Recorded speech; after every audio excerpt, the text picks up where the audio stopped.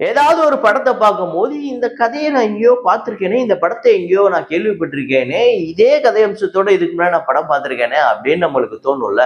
அப்படி தமிழ் படத்துல இருந்தே தமிழ் படத்துக்கு இன்ஸ்பயர் ஆன காப்பி அடிச்ச கிட்டத்தட்ட அதே கதை அம்சத்தோட இருக்கக்கூடிய படங்களை தான் இந்த வீடியோல நம்ம பார்க்க போறோம். 5 திரைப்படங்களை பார்க்க போறோம்.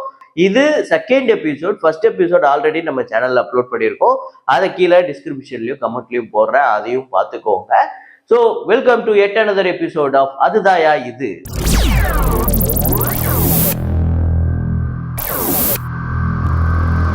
இப்ப நான் ஒரு படத்தோட ஸ்டோரிய சொல்றேன். அந்த படம் என்ன படம் அப்படிங்கறத நீங்க கெஸ் பண்ணுங்க. அது எந்த படத்துல இருந்து காப்பி அடிச்சது, இல்லடா நீங்க கெஸ் பண்ணதே அது ஒரிஜினல் மூவியா அப்படிங்கறது நம்ம பார்ப்போம். அதாவது ஹீரோ ஒருத்தர் இருப்பாரு. அவருக்கு ஒரு பெரிய குடும்பம், அண்ணன் தம்பி நிறைய பேர் இருப்பாங்க. அவங்க அப்பா பெரிய பிசினஸ் மேனா இருப்பாரு, கோடீஸ்வரங்களா இருப்பாங்க. அவங்க குடும்பத்துக்குன்னு ஒரு மிகப்பெரிய பிசினஸ் இருக்கும். ஒரு கட்டத்துக்கு மேல அந்த பிசினஸ்ல இந்த அண்ணன் தம்பிங்கெல்லாம் இருக்கிறவங்க எல்லாம் ஒன்றும் சரியா பார்க்காம அது நொடிஞ்சு போயிடும். ஆனா இந்த ஹீரோ வந்து ஒண்ணு இந்த வாரிசா இருந்தாலுமே இந்த குடும்பத்துக்கு பிடிக்காதவரா இருப்பாரு, அந்த அப்பாவுக்கு பிடிக்காதவரா ஒதுக்கி வச்சவரா இருப்பாரு. அப்படி இல்லைன்னா அந்த வீட்டுக்கு சின்ன வயசுல இருந்து வேலை பார்த்த ஒருத்தரா இருப்பாரு, விசுவாசமா வேலை பார்க்குற ஒருத்தரா இருப்பாரு.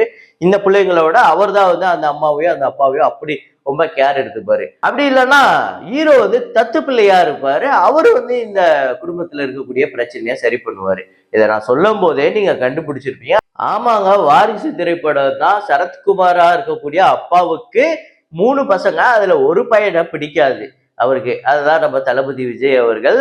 மீதி 2 பேரும் என்ன பண்ணுவாங்க அப்படிங்கிறது உங்களுக்கு தெரியும். ஊதாரித்தனமா நிறைய இடத்துல கடனை வாங்கி பிசினஸ் அது இது, இல்லைன்னா 2வது பொண்டாட்டி வச்சுக்கிட்டு இப்படி வந்து இந்த பிசினஸ கோட்டை விட்டுருவாங்க. அதுக்கப்புறம் ஒரு கட்டத்துல தலையை குனிகிற நேரத்துல இந்த அப்பாக்காரர் தலையை குனிஞ்சு ஐயோ நம்ம பிசினஸ் நம்ம கையை விட்டு போதே அப்படிங்கிற நேரத்துல இந்த பிடிக்காத பையன் வந்து அந்த பிசினஸ அப்படியே வேற லெவல்ல வந்து பண்ணுவாரு. கால் மேல கால் போட்டு அந்த எம்டி சீட்ல உட்காந்து வேற லெவல் சம்பவம் பண்ணுவாரு. இதே கதை தான் கிட்டத்தட்ட நம்ம உலகநாயகன் அவர்கள் நடித்த பேர் சொல்லும் பிள்ளை திரைப்படம். வாரிசு படத்துல பையனா இருப்பாரு, பேர் சொல்லும் பிள்ளையில வேலைக்காரன்னு சொல்லிக்கலாம், இல்ல தத்து பிள்ளைன்னு சொல்லிக்கலாம். இந்த வீட்டுக்கு விசுவாசமா இருக்கிறதுக்காக நான் பாத்துக்கிறேன் உங்களுக்கு அப்படின்னு சொல்லிட்டு எல்லாத்தையும் அவர் பார்ப்பாரு. பிள்ளைங்கள்லாம் இந்த பிசினஸை கோட்டையை விட்டு எல்லாத்தையும் அழிச்சிருவாங்க. அதுக்கப்புறம் இவர் அந்த பிசினஸை எடுத்து நடத்தி வேற லெவல்ல பெரிய ஆளாயிருவாரு. அவங்க அம்மாவையும் ஒரு மரியாதைக்குரிய ஒரு இடத்துல கொண்டு வந்து வைப்பாரு. அந்த சீட்ல உட்காருங்க. அடுத்ததா ஒரு படம் சொல்றேன். அதுல வந்து 2 ஹீரோ கான்செப்ட். அதாவது டபுள் ஹீரோவுமே ஈக்குவல் ஸ்பேஸ் இருக்கணும். ட்ரிபிள் ஆர்லப்பா, இதெல்லாம் அதுக்கெல்லாம் முன்னாடியே வந்தது. அதாவது மணிரத்னம் அவர்களோட இயக்கத்துல பிரபுவும் கார்த்தியும் சேர்ந்து நடிச்ச படம் தான் அக்னி நட்சத்திரம். அரெஸ்ட்க்கு நீ கேட்ட காரணம் போலீஸ் ஆபீசர் அடிக்க பார்த்தது. அந்த வருஷத்தோட மிகப்பெரிய வெற்றி திரைப்படம் அப்படின்னே சொல்லலாம். டபுள் ஹீரோ கான்செப்ட்ல இந்த அளவுக்கு ஈக்குவல் ஸ்பேஸ் கொடுக்க முடியுமா அப்படிங்கிற அளவுக்கு அவ்வளோ ஈக்குவல் ஸ்பேஸ் கொடுத்துருப்பாங்க. 2 பேருக்குமே ஈக்குவலான ரோல் கொடுத்துருப்பாங்க. ஸோ அந்த படம் வந்து எப்படிப்பட்ட ஒரு வெற்றி படம் அப்படிங்கிறது நம்மளுக்கு தெரியும். அந்த படத்தோட கதை என்ன? ஸோ ஒரு அப்பா இருப்பாரு, அவருக்கு வந்து 2 மனைவி இருப்பாங்க. அந்த 2 மனைவியோட பசங்க தான் இவங்க. இவங்க எங்க பார்த்தாலும் மோதிப்பாங்க, எங்க பார்த்தாலும் முறைச்சுப்பாங்க, அடிச்சுப்பாங்க, பிச்சுப்பாங்க. கடைசியில ஒரு கட்டத்துல ஒரு வில்லன் ஒருத்தன் வருவான். அந்த அப்பாவை காப்பாத்துறதுக்காக இவங்க 2 பேரும் ஒண்ணு சேருவாங்க. கிட்டத்தட்ட இதே கதைய மணிரத்னம் அவர்கள் மறுபடியும் இன்னொரு 2 ஹீரோ வச்சு எடுக்கணும்னு நினைச்சிருக்காரு.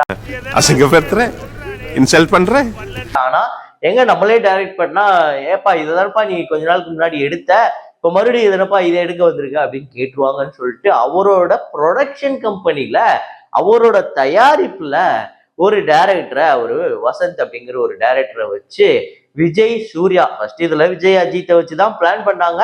அது ஏதோ ஒரு காரணத்துக்காக விஜய் சூர்யான்னு வந்துடுச்சு. அந்த விஜய் சூர்யா எப்படி எதிரும் புதிருமா இருப்பாங்க, எப்படி அக்னி நட்சத்திரம் மாதிரியே எங்க பார்த்தாலும் முட்டிப்பாங்க, எங்க பார்த்தாலும் சண்டை போட்டுப்பாங்க. நீங்க பேசுறத பார்த்தா அப்படியே உடம்புலாம் நடுக்குதுங்கண்ணா. நல்ல கூட்டமா. இதுல என்ன, அப்பாவுக்கு 2 மனைவி. இதுல வந்து மாமாவும் அக்காவும் பிரிஞ்சு டிவோர்ஸ் பண்ணிடுவாங்க. அவங்களோட தம்பிங்க இவங்க 2 பேரும். ஸோ இவங்க 2 பேரு முட்டிக்கிறது. கடைசியில ஒரு கிளைமேக்ஸ்ல 2 பேரும் ஒண்ணு சேர்ந்து சண்டை போட்டு 2 பேரும் ஒண்ணு சேர்றது, குடும்பம் ஒண்ணு சேர்றது. இதுதான் இந்த 2 படங்களோட கதையுமே. மணிரத்னம் அவர்கள் ஒரே படத்தை ஒரு வாட்டி டைரக்டும் பண்ணியிருக்காரு, ஒரு வாட்டி ப்ரொடியூஸும் பண்ணியிருக்காரு. பாத்துக்கோங்க. என்னடா சொல்ற, என்னால நம்ப முடியலையே. அடுத்ததா ஒரு கதையை சொல்றேன், அது என்ன படம் அப்படிங்கறத கெஸ் பண்ணுங்க. இது வந்து ஒரு யூனிவர்சல் கான்செப்ட். இந்த கான்செப்டை நீங்க இந்த உலகத்துல எங்க போய் எடுத்தாலும் இந்த படம் ஹிட் ஆயிடும். அப்படிப்பட்ட ஒரு யூனிவர்சல் கான்செப்ட். ஸோ என்னன்னா ஹீரோ இருப்பாரு. ஹீரோ வந்து ஒரு பெண்ணை வந்து பயங்கரமா விழுந்து விழுந்து காதலிப்பாரு. ஒரு கட்டத்துக்கு மேல இவருக்கு வந்து ஒரு நோய் இருக்கும். அந்த நோயினால தான் இறந்து போறதா இவருக்கு தெரியும். ஸோ அப்போ எனக்கு இது இருக்கு, அதனால என்னை விட்டு போயிடு அப்படின்னு சொன்னா அந்த பெண் போகுமா? அந்த பெண் ஐயோ கோபால், என் உயிரே போனாலும் நான் உங்க கூட தான் இருப்பேன் கோபால் அப்படின்னு சொல்லுவாங்க. ஸோ எதுக்கு? அது வேணாம். நம்ம இந்த பெண்ணை எப்படியாவது வெறுக்க வச்சு, நம்மளை வெறுக்க வச்சு எப்படியாவது இந்த பெண்ணை வந்து வேற ஒருத்தரை திருமணம் பண்ண வைக்கணும். இவரோட இந்த பொண்ணோட வாழ்க்கை நல்லா இருக்கணும் அப்படின்னு ஹீரோ நினைக்கிற கதை தான். ஒண்ணு வந்து வாழ்வே மாயம். இது வந்து எவ்வளவு பெரிய ஹிட் அப்படிங்கிறது உங்களுக்கு தெரியும். அதுக்கு முன்னாடி வசந்த மாளிகை, அது எவ்வளவு பெரிய ஹிட் அப்படின்னு தெரியும். அதுவும் கிட்டத்தட்ட இதே கதை தான். அதுக்கெல்லாம் முன்னாடி நம்ம தேவதாஸ் இருக்கு, அது எவ்வளவு பெரிய ஹிட் அப்படிங்கிறது தெரியும். ஸோ இந்த மாதிரி தமிழ் சினிமால இன்னும் எக்கச்சக்கமான படங்கள் வந்திருக்கு. இது மூணுமே ரொம்ப முக்கியமான படம். அதுதான் ஒரே கதைய அந்த ஸ்கிரீன் பிளேவை லைட்டா மாத்தி, ஹீரோவை லைட்டா மாத்தி, ஹீரோயினை லைட்டா மாத்தினாலே போதும். அந்த கதைகளத்தை அப்படி ஒரு பண்ணா போதும். யாரெல்லாம் இந்த ஒரு கதையிலேயே படம் எடுத்தீங்க? ஓ, எல்லாருமே வா. போன எபிசோட்லயே பார்த்திருந்தோம், சுந்தர் சி அவர்களோட உள்ளத்தை அள்ளித்தா திரைப்படம் வந்து சபாஸ் மீனா படத்தோட அப்படியே டிட்டோ ஸ்டோரி தான். அதை வச்சுதான் வந்து உள்ளத்தை அளித்தாவே பண்ணியிருப்பாங்க அப்படின்னு. அதே மாதிரி சுந்தர் சி அவர்களோட இன்னொரு ஒரு திரைப்படம் அரண்மனையோட ஃபர்ஸ்ட் பார்ட். இதோட ஸ்டோரி என்ன அப்படிங்கிறது உங்களுக்கு தெரியும்ல. ஹீரோ இருப்பாரு, ஹீரோக்கு ஒரு தங்கச்சி இருப்பாங்க, தங்கச்சிக்கு ஒரு ஹஸ்பண்ட் இருப்பாங்க. அந்த ஹஸ்பண்டுக்கு இதுக்கு முன்னாடி ஒரு மோசமான ஒரு காதல் கதையா இல்ல ஏதோ ஒன்று அவர் ஏமாத்துன மாதிரி ஒரு காதல் கதை ஒன்று இருக்கும். அந்த பெண் வந்து பேயா வந்து அதுக்கப்புறம் இவங்களோட பிரச்சனையை கொடுப்பாங்க. ஸோ இதுதான் அரண்மனையோட கதை. இதை லேட்டரா நம்ம ஹீரோவா இருக்கக்கூடிய சுந்தர் சி வந்து கண்டுபிடிப்பாரு. இத பல வருஷத்துக்கு முன்னாடி சூப்பர் ஸ்டார் ரஜினிகாந்த் அவர்கள் இதே படத்தை பண்ணிட்டாருன்னு சொன்னா உங்களால நம்ப முடியுமா? என்ன சொல்ற? ஆமாங்க, 1000 ஜென்மங்கள் அப்படிங்கிற ஒரு படம். நம்ம விஜயகுமார் அவர்கள் தான் இதுல வந்து அந்த வினய் ரோல் பண்ணியிருப்பாரு. அதாவது அந்த தங்கச்சியோட ஹஸ்பண்ட் ரோலு. அந்த சுந்தர் சி ரோல வந்து நம்ம சூப்பர் ஸ்டார் பண்ணியிருப்பாரு. நம்ம விஜயகுமார் அவர்கள் இவரும் கிட்டத்தட்ட இதே மாதிரிதான் ஒரு காதல் ஒண்ணு பண்ணியிருப்பாரு. அந்த காதல்ல அந்த பெண்ணை ஏமாத்தினதோ இல்ல அந்த பெண் கூட சேர முடியாத ஒரு சந்தர்ப்பம் ஏற்படும் போது அந்த பெண் இறந்து போய் பேயா வராங்க. பேயா வந்து இவங்களுக்கு குடைச்சல் கொடுக்குறாங்க. அப்போ அதை கண்டுபிடிக்கிறாரு நம்ம சூப்பர் ஸ்டார் ரஜினிகாந்த். இது வந்து 1000 ஜென்மங்கள். கிட்டத்தட்ட இதுல எந்த மாற்றமுமே கிடையாது. ரெண்டுமே ஒரே கதை தான். இந்த ஒரு கதையை வச்சுதான் இப்ப 4வது பாட்டு 5வது பாட்டுன்னு போய்கிட்டே இருக்காரு. அவரு உள்ள எத்தனை பாட்டு எடுக்க போறாரோ இந்த 1000 ஜென்மங்களை வச்சு. சரி சரி சரி, அண்ணன் பிர்லியன்ட் பிரசங்கம் பண்ணாத. அடுத்ததான் நம்ம பார்க்க போறது கொஞ்சம் கொஞ்சம் இல்ல ரொம்பவே வினோதமான ஒரு விஷயம் அப்படின்னு வச்சுக்கோங்களேன். என்னன்னா இப்ப இவ்வளவு நேரம் நம்ம பார்த்ததெல்லாம் என்ன, ஒரு டைரக்டர் ஆல்ரெடி ஒரு டைரக்டர் பண்ண படத்தை ஒரு பழைய படத்தை இன்ஸ்பயர் ஆகி மறுபடியும் பண்றது, இல்ல அதே ஸ்டோரியை நம்ம கொஞ்சம் பண்ணி டிங்கரிங் பண்ணா நல்லா இருக்கும் அப்படின்னு பண்ணது. அப்படியே இருந்தாலும் மணிரத்னம் அவர்கள் ஒரு படம் பண்ணியிருக்காரு, அவரே டைரக்ட் பண்ணி இதே படத்தை மறுபடியும் வேற ஒரு டைரக்டர் வச்சு நம்ம ஏன் ப்ரொடியூஸ் பண்ணக்கூடாதுன்னு அப்படி கூட பண்ணியிருக்காங்க. ஐயோ சாமி வேற கூட்டு போங்கடா, கோவத்துல போட்டுற போறேன். ஆனா ஒரு டைரக்டர் தாம் பண்ண ஒரு வெற்றி திரைப்படத்தை இதை எப்படியாவது நாசம் பண்ணணும், இதை எப்படியாவது கேவலப்படுத்தணும்னு நினைச்சா எப்படி இருக்கும்? புரியலையே. என்னடா சொல்ற அப்படின்னு தானே கேக்குறீங்க. ஆமாங்க, ஒரு டைரக்டர் தாம் பண்ண ஒரு வெற்றி திரைப்படத்தை மறுபடியும் அதே ஸ்பூஃபா எடுத்து வச்சிருக்காரு. கிட்டத்தட்ட அதே ஸ்டோரி தான்.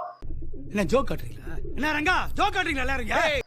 சூப்பர் ஸ்டார் ரஜினிகாந்த் அவர்களோட நடிப்புல வந்த அண்ணாமலை திரைப்படம் எப்படிப்பட்ட ஒரு வெற்றி திரைப்படம் அப்படிங்கிறது நான் சொல்லி உங்களுக்கு தெரிய வேணாம். பாட்டுல இருந்து எல்லாத்தையும் கேட்கும்போது அவ்வளவு மோட்டிவேஷனலா இருக்கும். எல்லாமே இருக்கும். எமோஷனல்ல இருந்து, ஆக்ஷன்ல இருந்து, பழி வாங்குறதுல இருந்து, துரோகம் பண்ணதுல இருந்து.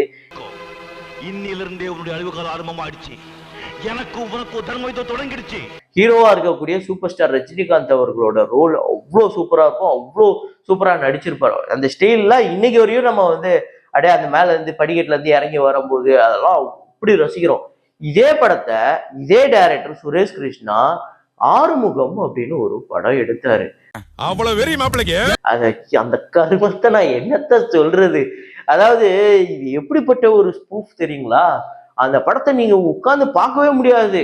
என்னன்னா இதுல ராதா ரவிக்கு பதிலா இங்க வந்து ரம்யா கிருஷ்ணனை போட்டிருப்பாங்க.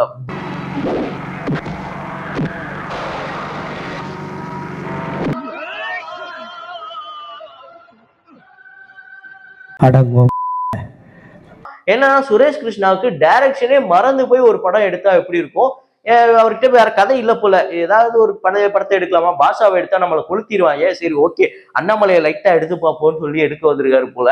உன் குடும்பத்தை நிறுத்தல கொண்டு வரல, என் பேர் அண்ணாமலை இல்லடா. தலைகுனியை வச்சு மன்னிப்பு கேட்க வைக்கல, என் பேரு ஆறுமுகம் இல்ல. இப்படி ஒரு அநியாயம் பண்ணி வச்சிருக்காரு சுரேஷ் கிருஷ்ணா. அட கன்றாவிய, எப்படி இந்த மனுஷன் எப்படி ஆயிட்டாரு பாத்தியா? இது இல்லாம உங்களுக்கு ஏதாவது இந்த படத்தை பார்க்கும்போது இது அது இல்ல, நான் இதை ஆல்ரெடி பார்த்திருக்கேன் அப்படின்னு சொல்லிட்டு உங்களுக்கு இந்த ஸ்டோரியை பார்க்கும்போது தோணுச்சு அப்படின்னா அதை கமெண்ட்ல போடுங்க. அடுத்த எபிசோட்ல அதை யூஸ் பண்ணிக்கிறேன். ஸோ இதே மாதிரி வீடியோல மீண்டும் நான் உங்களை சந்திக்கிறேன். Signing off Rahman.